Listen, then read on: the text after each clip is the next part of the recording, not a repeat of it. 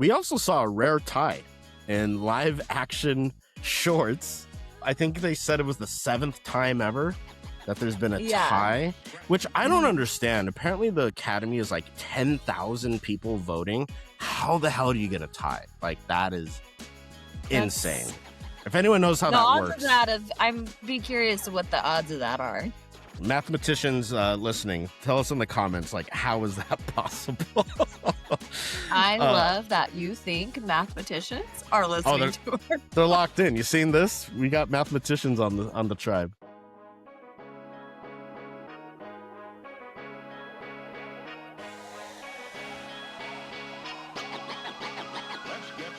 Welcome to Seeing This, the weekly movie podcast where we bring you fresh reviews, celebrate our favorite movie anniversaries, compete in competitive movie drafts, and much, much more. I am the movie Mamba Mike Ornelas, and we're going up, up, up. This is their moment. PTA is a winner, and so is Coogler for Sinners. Remix! I could have done better there. But yes. Also on the pod is the feisty Pisces, Erica McMullen. Michael B. motherfucking Jordan, baby. And that is all in reference to the 98th Academy Award for our Oscar reaction. And later we'll be talking about The Bride. 98? 98th. We're almost to 100. It's been, I've been on my journey for watching every Best Picture ever. And what year are you on? So I'm on, so here's the thing. I'm not counting ones I've like already seen. Per se, unless I feel like because even when you come up to that year, you're still gonna watch those movies, correct? Correct. I plan to, but there's correct. You're gonna try your hardest. Correct. But I just watched. I mean, usually we talk about what we've seen this week, but this week we're gonna talk about the Oscars because that just happened on Sunday. Because that's what we saw. And the last Best Picture I saw was for 1951, An American in Paris, which it's a musical. Adrian would hate it. But to see where it's come now, where one battle after another is the Best Picture. Sinners right there behind it with their Academy Award wins from Sunday evening. We'll get into that really quick programming reminders. You might notice the Gerber Babyfaced Assassin is not with us right now, but he'll be joining us for our conversation around The Bride because we all had to be subjected to that movie. So we're all going to talk about it. I'll apologize for that one later.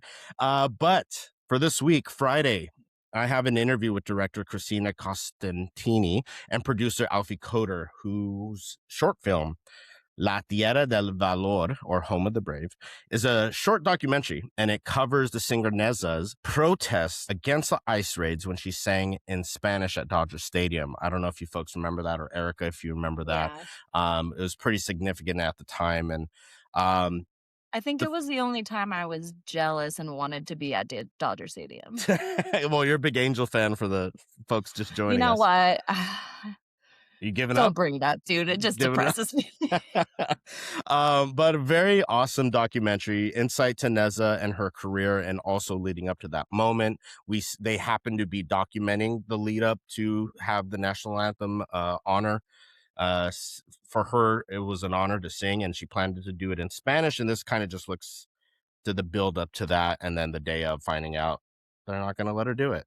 So yeah, I was gonna say, wasn't it supposed to be like they weren't gonna let her do it? She did it anyway, or I don't. I mean, check out the interview and then check out the doc. I don't want to give too much away, but it's really insightful, and it's moments like that in history that really make a difference to the cause, and the history books may or may not capture that. But check out my interview with the director and producer on that. Will come Friday, and then Monday we are covering Ryan Gosling's latest movie, Project Hail Mary. I'm hearing good things thus far, so hopefully when we come back next week we'll have good things to say about it. Listen, I have avoided every single trailer. I know it's about space. That's literally all I fucking know. I know that Ryan Gosling's in it, and I know that he's not an astronaut. That's like the only thing. Erica, you're telling me too much already. Anyway, that's all I know. I haven't seen anything else. Dialogue. I've skipped the interviews. Yeah. And Ryan Gosling's great at interviewing. Like, his interviews are always a lot of fun. Dude, did you see him on Jeopardy? I didn't like that. That was a bit gimmicky with his. That was I so don't know. funny. I loved it. Sure. I loved it. Because I love how much he loves his wife. Sure. Yeah, that's So great. like, I like seeing him like putting stuff like that in his Jeopardy, and then like, you know what I mean, and then being like, like, you know what I mean. It was just funny. That was cute, but the whole like I don't know, and it's like, oh well, that's an acceptable answer. It's like, get the fuck out of here. Anyways, check that out on YouTube. I'm sure you can find it somewhere. But before you do that, like, comment, subscribe, be a part of the tribe. Join us at Seeing This Pod across all our socials and seeingthispod.com. Without further ado, Erica, let's talk about these Oscars. They finally got here, which feel like, honestly, it's crazy to think Sinners came out around the same time last year. Right. And they just had a big night on Sunday. Let's cover some of the big things here. Quite an evening for One Battle After Another, Sinners, and Frankenstein. You know what? I'm here for it. Including weapons. It's just so exciting to see horror get its flowers, because if you can win for horror, like, it's gonna, like you said, it's gonna change the game, because we haven't seen it since Silence of the Lambs? I mean, I don't know if you count Parasite. It's a thriller, not so much horror, but yeah. Yeah, I'd say Parasite's more of like thriller drama kind of. Yeah. But like, it's like I said, it's refreshing to see horror get its flowers, because you love it so much, and there's so many really talented performances within it, and it's like, what, because it's a scary movie, like it can't be looked at as good acting? Like, I really don't understand, because I even think that in certain circumstances, like Vera Farmiga and Patrick Wilson, like for a lot of their roles in horror, like they're brilliant actors. Brilliant actors. Jordan Peele has one. Oh, Jordan Peele won. That's who it was. He won for original screenplay, I think, right? For Get Out. Yeah. But like, when horror can win on that level, like it brings me a lot of joy. For sure. I mean, I think it also shows a shift in the Academy's perspective of what they appreciate, what they acknowledge, of art. Like, it's all of it is art. It's so fun to watch. Like, I don't. So Frankenstein took 3 awards. They got costume design, makeup and hairstyling, and production design.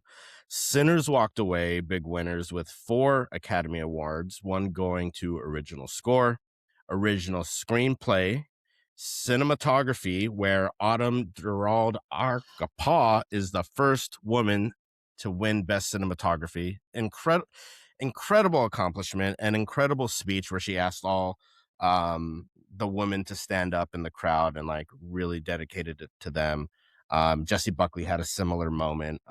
Just incredible speeches across the board. Yeah. But to your opening line, Best Actor of 2025, Michael B. fucking Jordan.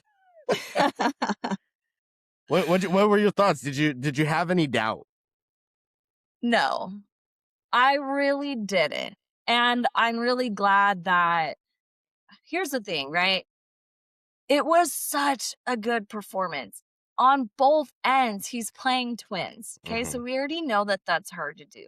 Hearing the commitment that he went through to do it, also outstanding. Knowing he's just like an amazing human being as well, like very humble, brought his mom to all of the award ceremonies. Like, his dad flew out from Ghana. Like, come on. Like, it's so well deserved. It's so nice to see him finally get recognition. Not to say that people don't recognize him as a good actor, but I think a lot of people get, and this is like my very honest opinion, a lot of people get distracted by how pretty he is in some of the roles that he's playing. So like, they're not really, there's been times where like, are you really paying attention to this movie and like what he's doing? Because it's brilliant. Like, I've been watching him since Hardball. You know, I've seen him in Friday Night Lights. It's just such a joy to watch an actor come up through Hollywood like this and work so hard, and also do it with his friends.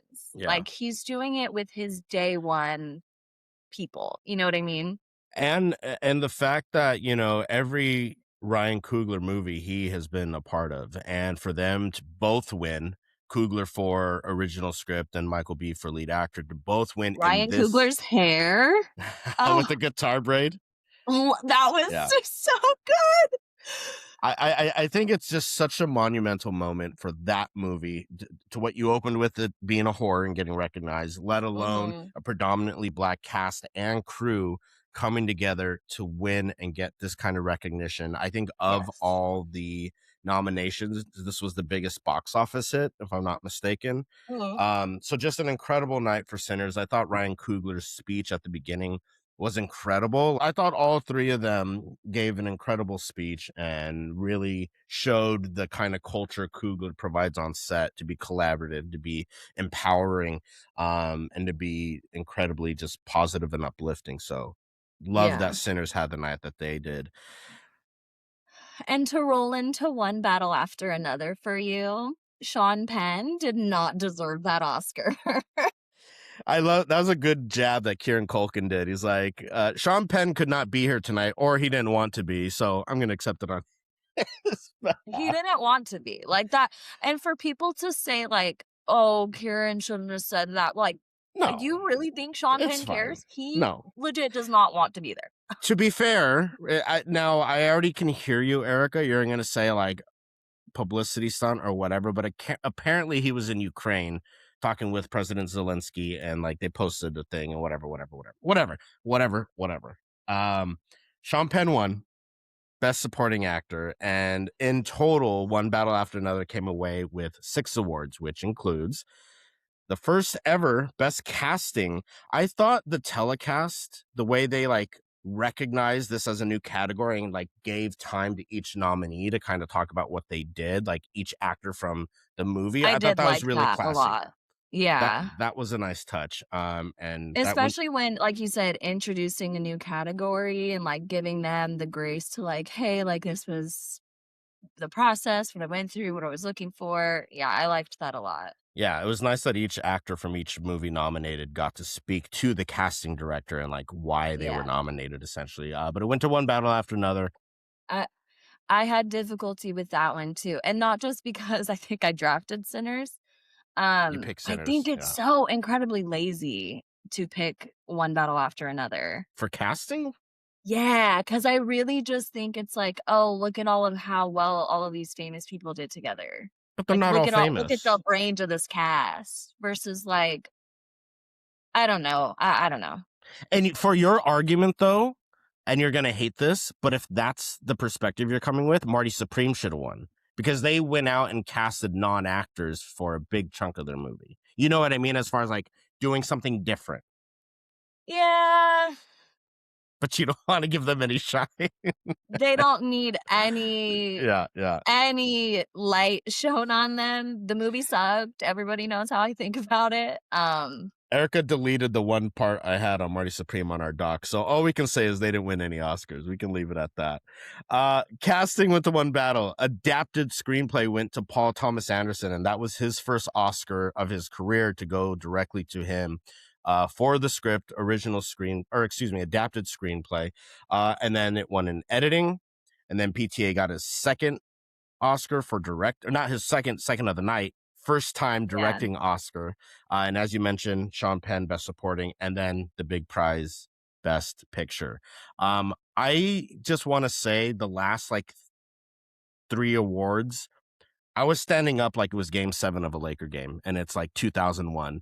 Like I was, I was pacing. I was like, "Yo, Sinners, is Sinners gonna do this? Like, are they gonna pull it out?" But I think I was really hoping, but it was a win-win. It was a win-win. You know, we see this in the Academy sometimes, and I don't think this was strictly a makeup win for Paul or one of his movies, but like he's been in the game for so long. I mean, 30 years since Hard 8, his first movie, Boogie Nights, The Master of There Will Be Blood. I mean, just Phantom Thread, just so many hits that are critically acclaimed. To this be the one that he wins for, I think isn't a makeup, but it's very relevant to today's time. And I thought Paul in his speeches did a great job of recognizing his fellow nominees. I thought that was a very classy act, the way he did that. He mentioned the year 1975 and all the movies that were awarded or nominated that year, and that like I won because like of the day I won, but any one of you could have won. And he called out the other director. Like, really nice move by him to recognize everyone. I thought it just shows that like he's a pro. Like he gets how to navigate this world, even if it's his first Oscars. So One Battle After Another, I celebrated by watching One Battle After Another for the 5th time now, I think. It's still fucking great. It's so good. I enjoyed it. I know some people have issue with certain dynamics of it, but Sinners is great too. It's right behind. I think I've seen Sinners 4 times. Like, a great year for Hollywood. We also saw a rare tie in live action shorts. I think they said it was the 7th time ever that there's been a tie, which I don't understand. Apparently the Academy is like 10,000 people voting. How the hell do you get a tie? Like, that is insane. If anyone knows how that works. I'm be curious what the odds of that are. Mathematicians listening, tell us in the comments, like, how is that possible? I love that you think mathematicians are listening to her. They're locked in. You seen this? We got mathematicians on the tribe. So the live action short went to the singers, and I thought it was a nice gesture to like let them come up, do their speech, and then they announced the second winner, which was 2 people exchanging saliva. We talked about these in our prediction show, and I didn't pick either of those. So, tough beat. I thought the performances were good. What did you think? I lied to you, the way they did that on stage. It was so good. And you want to know what about that too? A lot of people have been chatting about Sinners on Broadway and how successful it would be. Oh, interesting. Seeing that performance kind of confirmed that they 100% would be able to pull it off. Sure. Yeah. So I'd love to see it. I thought it was brilliant. Miles, like, sounds it's incredible. just so deep in here. Mm-hmm. Buddy Guy was absolutely adorable in his I don't know about that outfit though. Polka dots in the overall. I don't know. I loved the leather overalls and the polka dot shirt. Yeah, it's a choice. He's so cute. He was just so happy to be there. Yeah, for sure. I think one thing that's maybe overseen about that whole sequence in Sinners, like, it's always talking about like the transition of music styles and dancing styles and how it showcases his ancestry and things of this nature. I didn't know how they were gonna do it, and then the fact that they did it. But the way that it's done is all in one moving shot, and to pull that all off in any movie, but specifically in that dynamic, is a testament to why Coogler won, why Autumn won for cinematography, and to bring that to life on a stage. What an accomplishment.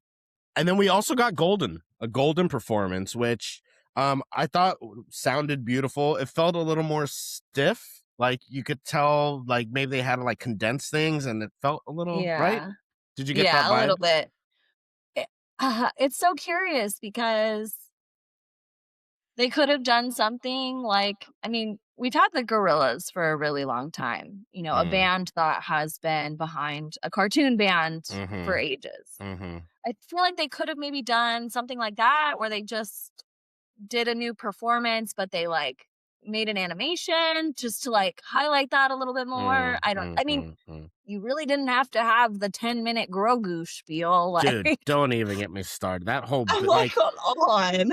Like, that whole bit rubbed me the wrong way. I know a lot of people like this, but I didn't really like the bridesmaids bit either. Like, I love them, but it felt very like long and prolonged. I thought they were all dressed so gorgeous. Oh, yeah, sure. Melissa McCarthy, if you ever see this, fierce. Like, she looked so good. I couldn't take my eyes off her when they were all on stage. Like, I thought she looked so good.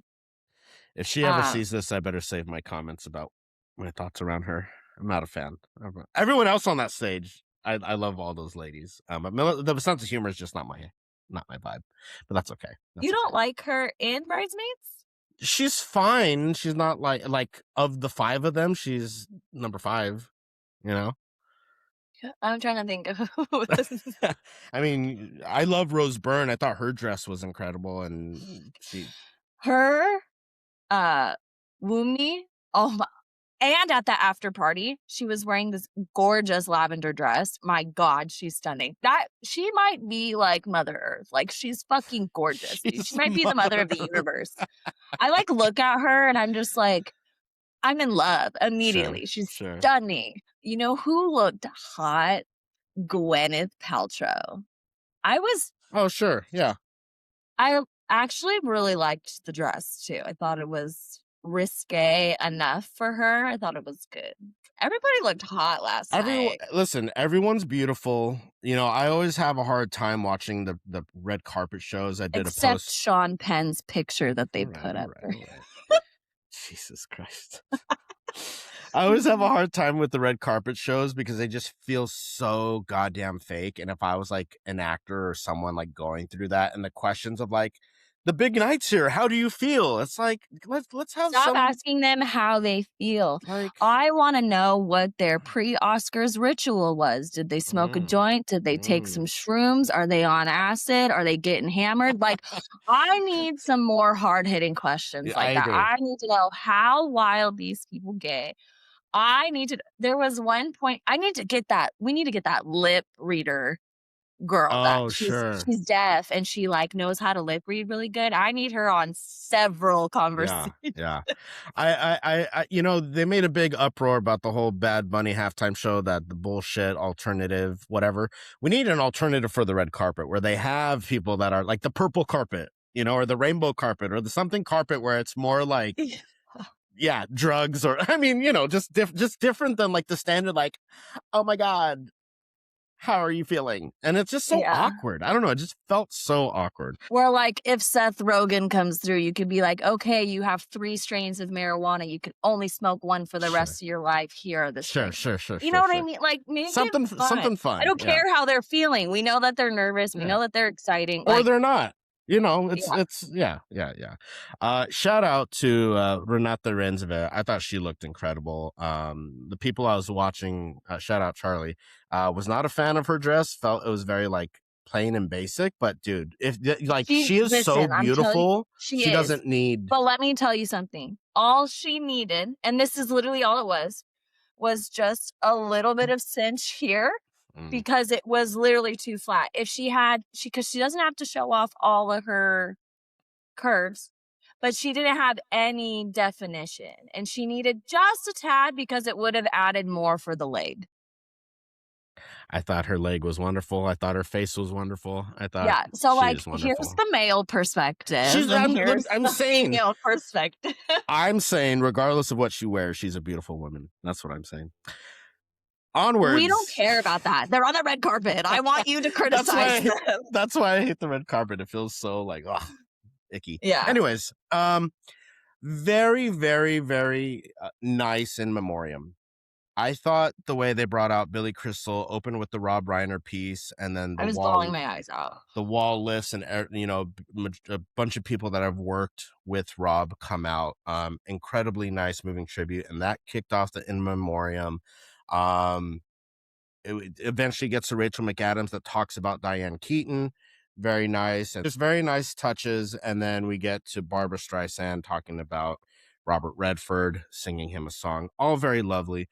It's so hard to do one of the, like, I'm not delivering any bail here, but they forgot some important people.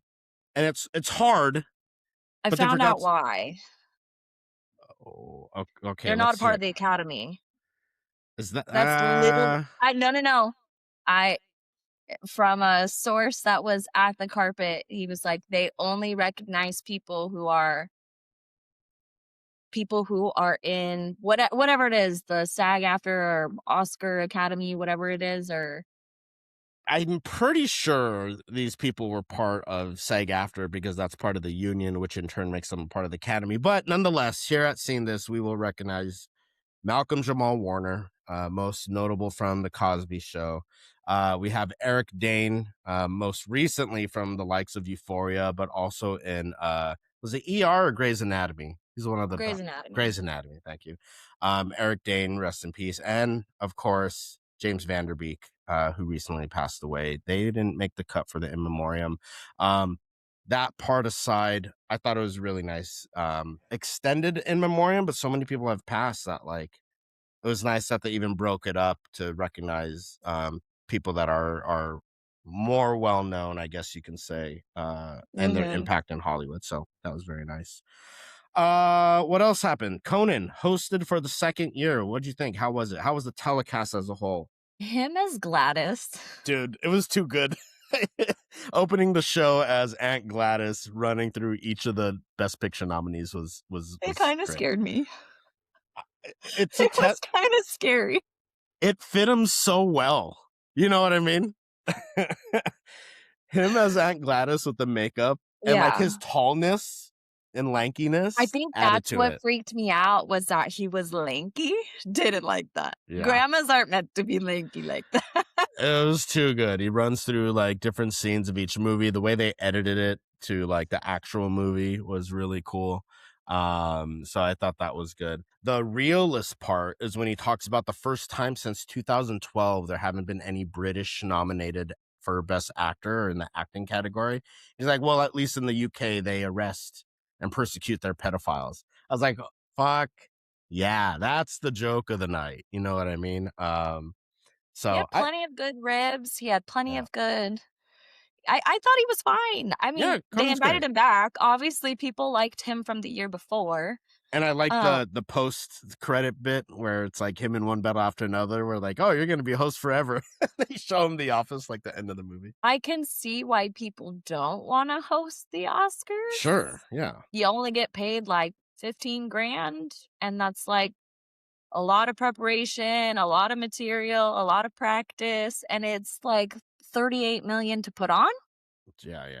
Like, I could see why people find it difficult. I think that for the comedians that are high paying like him, who have their own like talk shows and such like that, like I think it's completely fine to have them host because I thought it was fun. You know? Yeah, I had a good time. All things considered, it wasn't boring by any means, and I think part of that. If people hate it, if people really hate it, bring Ricky Gervais back and see how people's opinions change real quick. Well, he did the Golden Globe hosting. He hasn't done the Oscars, I don't believe, but I hear you. But what I'm saying is they could bring him in and then really ruffle feel some some feathers. type of way. Really ruffle some feathers, yeah. Shout out Javier Bardem, No to War and Free Palestine. I just love that he has been very vocal, as have other actors. Not enough, but others have. And Javier just being consistent. I saw in an interview he did on the red carpet. There's a few. That's the thing. There are some people asking good questions or conversations on the red carpet. We just don't see that on the telecast. But the pin he is wearing about No to War. But that's what's frustrating. I know, because that's the mainstream media that people need to see that shit on. 100%. The pin he wore that said No to War is the same pin he wore during the Iraq War, I think in 2003 when Bush was in office. So the fact that we're in the same place 23 years later is very frustrating. But I appreciate his platform and using his voice on this platform to tell people what's up. So shout out Javier Bardem. You're welcome to come on Seeing This anytime. We did our predictions. And I tallied up our scores. None of us got above a C. None of us got above a C if we're grading it that way. Adrian, you don't have to grade it that way. That's fine. Out of 24 categories, Adrian got 7 out of 24, right? So we won't break down the percentage of 32%. That's okay. Erica got 11 of 24. Way to go. I'm kind of shocked because there was a lot I didn't see. A lot. I just heard the description from Mikey was like, that's fine. You're right. So.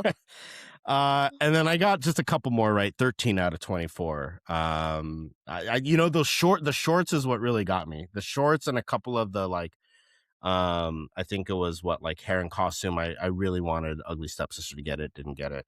Things like that, but not too bad. I think we did all right for our first Oscar predictions in that way. Not too bad. So. We talk about drafting stock on our main movie reviews. If you're new to the show, we draft actors or directors or crew members from the movies we review. Keep an eye on their stock. Now, it's very subjective on, what's valued as stock going up or stock going down. I mean, because your stock could be going down with all of the chatter Timmy's got going on. We'll get to that. But I think one measure outside of like box office, outside of individual performance, outside of the critical acclaim of the movie, is the results in the Academy Awards. So we'll go to a quick break. And when we come back, Adrian will join us and we will go over our stock status after the Academy Awards, and then we'll jump into The Bride. All right, we're back, and the Gerber baby-faced assassin is joining us to go over our stock value after this year's Academy Awards. Adrian, before you complain about what does the Academy know, why is that being valued, I already said that before you joined, so I covered that for you. Don't worry. But some of our stock picks that were involved in the Oscars here. Adrian, you had Delroy Lindo, nominee. I would say his stock's gone way up. Way up. You also have Leo, who, his stock is already high, but I think Best Picture winner, stock's gone up. That's all you had from the Academy Award. Not too bad. Erica, you haven't stopped talking about her, rightfully so. Wunmi Masaku, nominee. Emma Stone, nominee. And your boy, Steven Spielberg as a producer on Hamnet, nominee for Best Picture. All stock up. Wait a minute, stock up. They lost. Yeah, but they're still nominated. I mean, of all the movies, if you get nominated, I think it goes up. So, like, you have people on your list who weren't nominated this year for their movies that we've seen. What do you mean? So your stock wouldn't go up for those people who weren't at the Oscars. Correct. That we had we drafted some people that were presenters, but I didn't think that's not anything. Correct.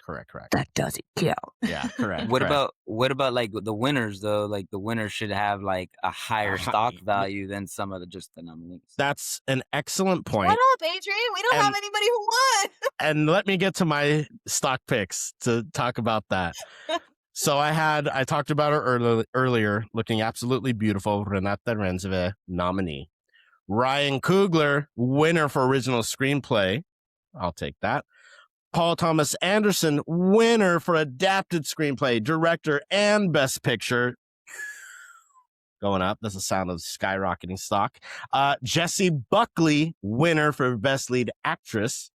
And then I had a couple other nominees. Katur Ben Hania, who directed The Voice of Hind Rajab, nominee for Best International Film, lost out to Sentimental Value. And then Erica's boy, Timmy Chalamet, nominee. So a good night of stock across the board. We all had at least a couple people get recognized by the Academy. I'm the only winner. I don't know what to tell you guys. You're a sellout. I just have good taste. Let's get into The Bride. Like the Academy. Speaking of good taste, let's get into The Bride. Have you seen this? Have you seen this? Have you seen this? I know, I've seen this. I know this. So I was very excited about The Bride. Before we go any further, Adrian is here to provide us the letterbox description so we know what to expect out of The Bride.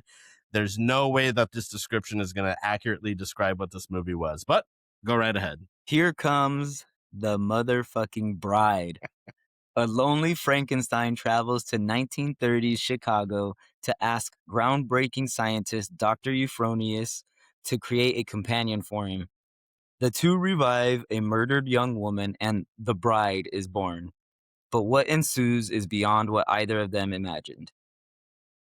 That's the truest part of the whole thing, much further than any of us could imagine what this movie would be. Maggie Gyllenhaal, this is her second feature, if I'm not mistaken. And I was really looking forward to this. Jessie Buckley, as I mentioned, coming off of this Oscar campaign. This is her first movie after Hamnet. Christian Bale never misses. You have classic stars like Annette Bening. You have Penelope Cruz, Peter Sarsgaard, not to be confused with a Skarsgård, and brother Jake Gyllenhaal. So with this cast, Erica, what did you think of The Bride? Here's the thing. Maybe in 10 to 15 years, people are going to revisit this and like really like it like they do other horror flicks that weren't received well when they first came out. I had a problem. I think I just expected way more from Maggie. I have a really hard time having someone speak on Mary Shelley's behalf saying, I want to know what the bride has to say. Why didn't like Mary Shelley like never got to say like what the bride wanted to say? It's like she wrote several novels after that one. Plenty of time to write a novel about her if she really wanted to. I think she had mentioned like in the original movie, like the Bride of Frankenstein only talks for like only has like 2 minutes of actual screen time. So she's like, we need to elaborate more on that. And that's totally fine if you want to do that, but you just can't do it as bad as you did it here. I wanted so much more from the film. Yeah, you're alluding to the presumption that Maggie takes on that Mary Shelley. This isn't much of a spoiler because it's literally like the first scene of the movie. But Mary Shelley, the person, is who Jessie Buckley plays as well as the bride, and Mary Shelley kind of takes on this voice that speaks to the bride as like a inner monologue, or kind of like manipulates her possession and is what it says. Possesses her. Correct, right. So that's to say, like, Maggie is presuming what Mary Shelley had to say about the bride through the bride. And for me, you do that, you're exactly like her fucking husband. So wow, you shouldn't say or implicate that you are speaking on somebody's behalf like that. Especially when they're not around anymore to like give like a counterpart of like, well, maybe I would have done this, or like had somebody to guide you at least. I don't know. I'm just, like I said, I had a lot of high hopes and just was not super impressed. Adrian, what were your thoughts on The Bride? I thought it was an interesting take and like an interesting concept. I don't know. It was interesting. I definitely think there was good acting. Christian Bale and Jessie Buckley like really nailed the roles and the characters. Interesting. But I get where you guys are coming from. Like it just, I don't know. It was just kind of thrown together. It felt like, and it just felt like some of her outbursts and outbreaks like were just, I don't know, kind of lazy. Like as far as the dialogue itself, or as far as like where it fit into the story? That too. Like it was just trying to assume that she's a crazy woman, you know? Sure. Well, I'll share my thoughts. You know, we spent a lot of time talking the Oscars, and I don't think The Bride really deserves too much extensive conversation, but I do still have a special guest that I'm going to bring in here. You might know her as the lunch lady from Billy Madison, and I think she perfectly summarizes my thoughts on this movie. How's the bar, sloppy Joes? I made them extra sloppy for you. I know how you kids like them sloppy. Lady, you're scaring us. Too good. That's exactly what was wrong with this movie. It was too sloppy. It felt like 4 or 5 different movies pasted, not even pasted. It's like a Jackson Pollock of like 4 or 5 different movies just like thrown against the wall. And this is what we get. Very incoherent, didn't understand anybody's motivation, specifically the bride. I thought the costume design and the look of the movie was pretty interesting. It's trying to go for like a noir in parts of the movie. You have like a detective aspect that comes out of left field. And I don't know, like why? Like there's a weird like empowerment part that comes towards the end that like doesn't, it's not earned. It's just all of a sudden there. And again, in spoilers, we'll talk a little bit more. But ultimately, I was disappointed. I think, like you said, Erica, considering the cast, considering Maggie, I'm rooting for her always. I was just disappointed with the final product. She's majorly talented. Yeah. I think she has a really bright mind and really good ideas. I just did not like it. Yeah. Commodus Scale. Let's get right to it.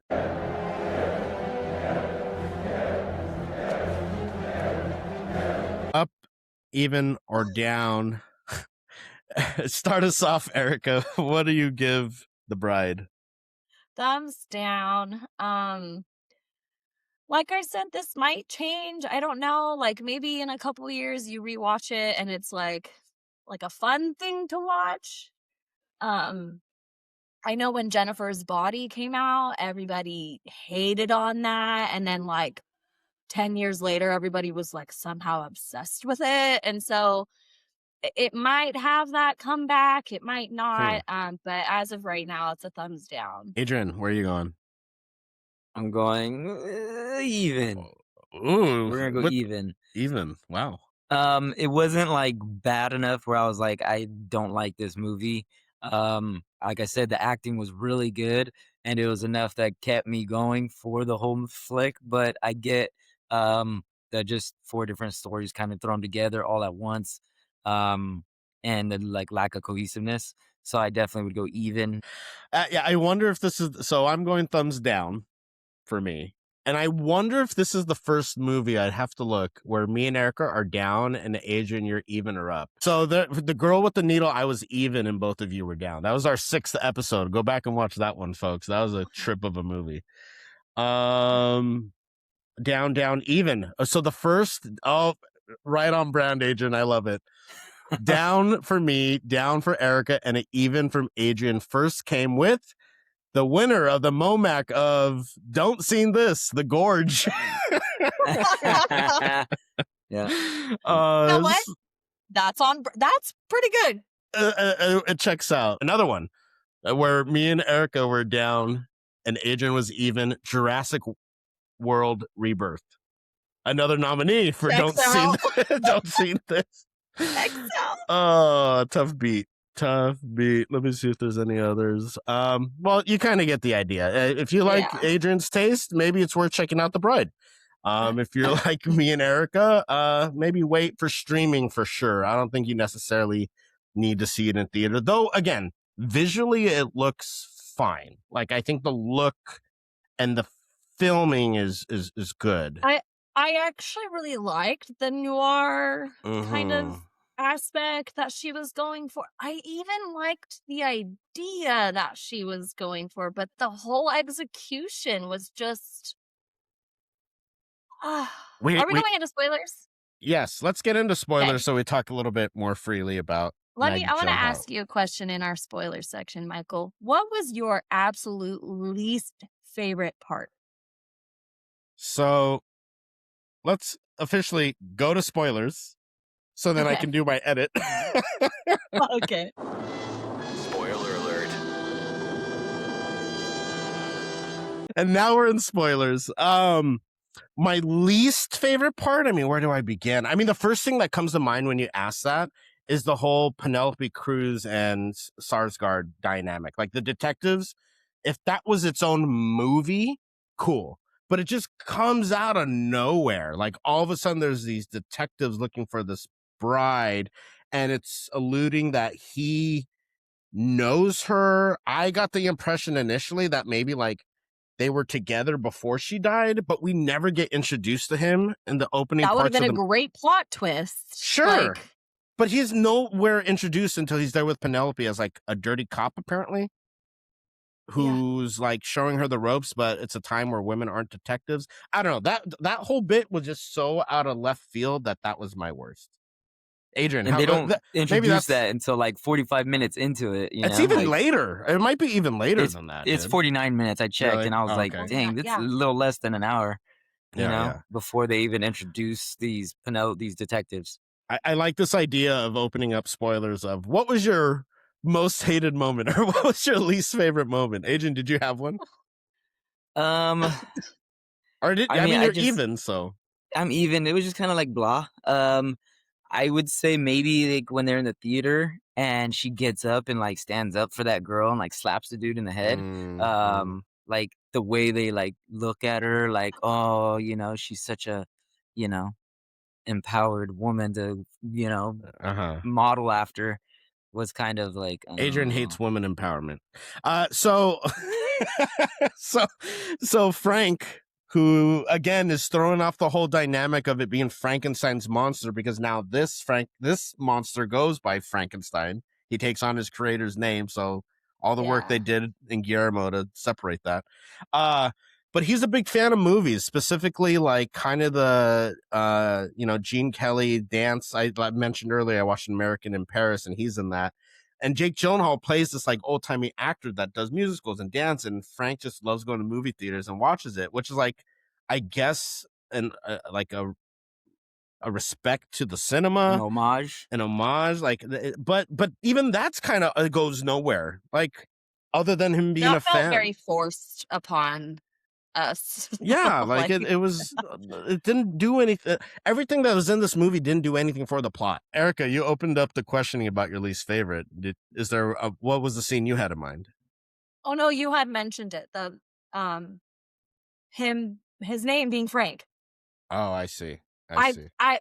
The whole fucking movie, I was just sitting there like, Yeah. like, Yeah. because that's not what was intended. Yeah. I think just, not to beat a dead horse, but there's so many different layers to this movie that don't blend well together. It's like oil and vinegar. Like you feel them pulling apart at the seams. No pun intended to Frankenstein. Performances were fine. I think Christian Bale was fine. I don't think he did anything necessarily like extraordinary. I mean, he's always I don't great. think it was special, but I don't think it was bad. Yeah. Jessie Buckley, I think, did fantastic considering what was given to her. Like, she's like, oh, okay, I've got to be possessed and like change up my voice with different accents randomly when Mary Shelley is talking through me. I thought she did fine. And then there's the whole mob. I liked how Frankenstein looked better than Guillermo Elordi. del Toro's Elordi's, version, yeah. but it did kind of look like, one, like maybe it's like part 2 of Guillermo del Toro's version. Like this is him aged like as an old man Frankenstein from. They look too Guillermo del different. Toro. I thought you were gonna say maybe like his second attempt at making Frankenstein. Like, Maybe, all right, first yeah. one is Elordi's look, and yeah, no, and then there's the whole mob aspect that's like in this movie in the background, and like it's just so many different things that didn't work for me. But The Bride is a film that you can wait till streaming if you're interested in Adrian's taste of. If you liked Jurassic World Rebirth or The Gorge, you're gonna like The Bride. Wait a minute, I didn't give them thumbs up. Wait a minute. I didn't give them a thumbs up. I just said that they weren't terrible. and like they weren't enough for me to walk out of. That's fair. And we're still waiting for the movie where me and Erica are down and you're up. We haven't had that yet, but we just had 2 movies where you're even at least. Have we had any where there's 2 down and 1 up? Like with any of us? Yeah. I mean, that's happened. We've had 2 ups and an even. Adrian went even with Nosferatu, which is pretty wild to think back on now. I don't know if that's a mulligan you want to make up for, Adrian, but if you still feel like Nosferatu was an even. No, I still haven't watched it again. so that checks out. There's 2 evens and an up. That's the closest, and that was for the monkey. Me and Erica went even, and Adrian went up. I liked it. Yeah. Yep. I think, and it's kind of crazy that we're talking about this too, because when we were talking about like even but like trending up, like maybe if I watched it again, I think like maybe if I watched it again, like watched the monkey again purely for just entertainment purposes, I think I'd really like it. I think because I was wanting more from it, that's maybe why I gave it an even. But that So scene it's keeps interesting. popping up where the cheerleaders at the end get their heads decapitated. I love that you say like watch it for like pure entertainment, because I had a conversation with my nephew, shout out Joseph, and he asked, like, now that you've been doing this, podcasts and stuff, trying to be a critic, like analyzing movies, do you see things like, are you picking out movies different? Are you watching differently? And I was like, no, like I still turn my brain off. And like my wife has asked me like, oh, why are they using those colors? Or why is this shadow here? And I'm like, I still don't even think about those things. I Put her know in they're the there. group I'm chat. aware. She can ask those Yeah. questions. Yeah, well, that's I'm like, I'm aware, but I still don't. I guess I could compartmentalize and just shut that off and be like, okay, let's just have fun. I think if you doing this podcast has done anything, it's at least opened the spectrum of movies that you can find interesting or good that you wouldn't check out normally. Specifically, we talked about 2025 being a year of international films. And I think if anything, like those aren't movies you would seek out, right? But Right, you ended up right. watching them and like finding them compelling or Liking them. I different mean, things there's to like been a about them. couple Yeah. where we're all 3 thumbs up, Oh, for sure. For sure. I mean, go check out the Momax again. I mean, it's better representation of art than the Academy. Let's get to our double feature recommendations for The Bride.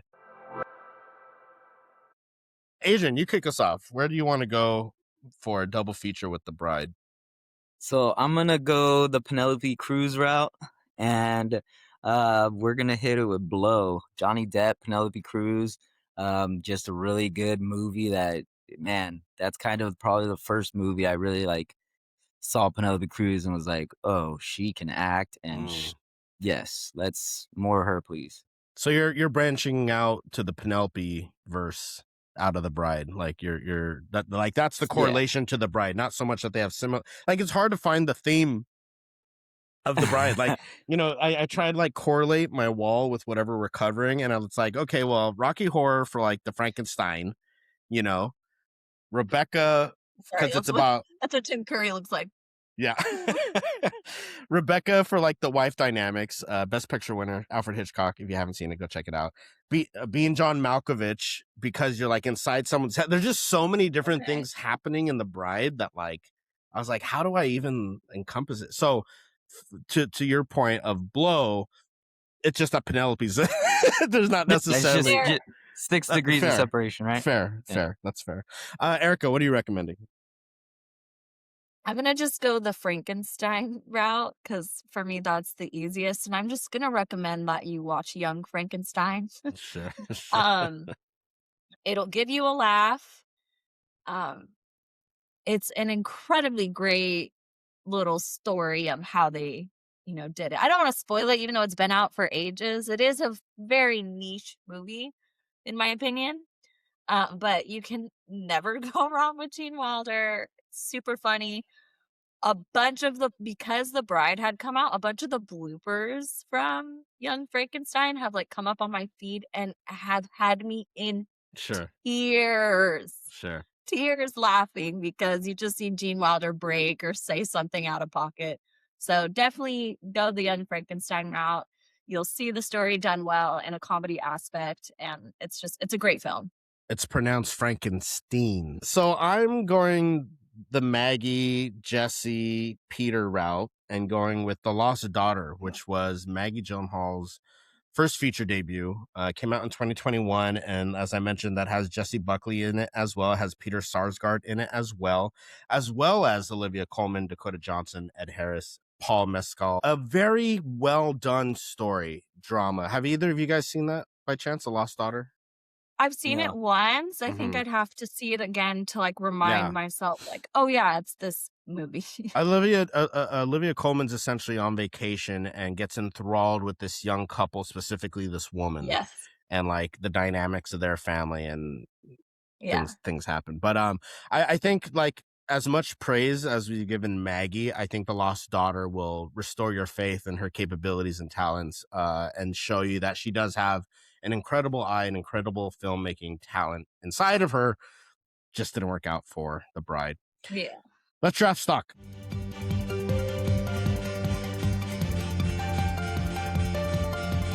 Our favorite part where we see Adrian go last. Let's see. That's really hoping you go first, Adrian. Honestly, I like Like, at Just this keep the point, I'm brand going. rooting Just keep the for brand you. going, you know? Like, I'd be fascinated to see if you go last. Like, here's the deal. If you go last, we'll move away from the wheel and we'll pick a different way because that's like insane. So No, if Well, I go last, then we have to stick with it because now it's a gag to keep going on the show. okay, I love that you lean into the bit. Going first for drafting stock. What do you know? What do you know? That would be me for folks just listening. I'm going first. It's a coin flip here, folks. Does the gag live on? Adrian's going second. There you go. It's close. We'll keep it going anyways. That's funny. Okay, so I'm drafting first for the bride. I already have Jessie Buckley, so everyone's on the board except Jessie Buckley, and I'm kind of just stalling to figure out who I want to take. So I'm just gonna go with Batman himself, Bruce Wayne, Christian Bale. I'm gonna take Christian Bale. Solid. I mean, whether he's in a good movie or a bad movie, Christian Bale's consistent. I think there's so many movies you can go to try to find like his best performance. I know best movies, people often go with like the Dark Knight series. I just rewatched The Dark Knight Rises. So goddamn good. Oh boy. Anyways, I won't go down that road. But my favorite performance is probably The Fighter. If you guys have seen The Fighter with Mark Wahlberg, like It's a really good crushes it. Jumping out the window. Jumping out the window, like that's like a weird rewatchable. Like I actually own that one. Like I could probably go back and rewatch that at any given time just for the craft, like across the board. So Christian Bale, that's what I'm taking. Adrian, you have a rare second pick. Who are you gonna go with? I'm gonna go Penelope Cruz. All right. Yeah, she's been in almost like 90, just under 100 films, 98 Wow. films. Wow. So she's got that's already a high stock. And before you joined, we gave her husband a shout out, Javier Bardem, for his No to War and Free Palestine. So she's got a good head on her shoulders. Penelope Cruz, love that. Erica. I think I'm gonna go with Peter Sarsgaard. Wow, what a take. Yeah. He's got a couple movies, or he's got a few movies coming up. He's currently filming. He does do TV as well, I believe, but I have a lot of faith in him. I think that a lot of people are gonna. I think someone needs to catch on to him and just. I mean, he's definitely been. I mean, he was just in the Batman. Speaking of Batman, a different Batman, but he was the Batman. I think he was and like the DA or something.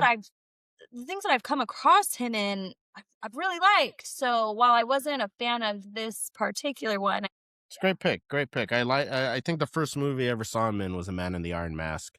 He has a role on that, and then he's also in Boys Don't Cry. Makes a hell of a villain in that one. How we were talking about your boy Sam Rockwell in The Green Mile. It's hard not to see that. That's how I feel about Peter in Boys Don't Cry. That's a tough beat. Yeah.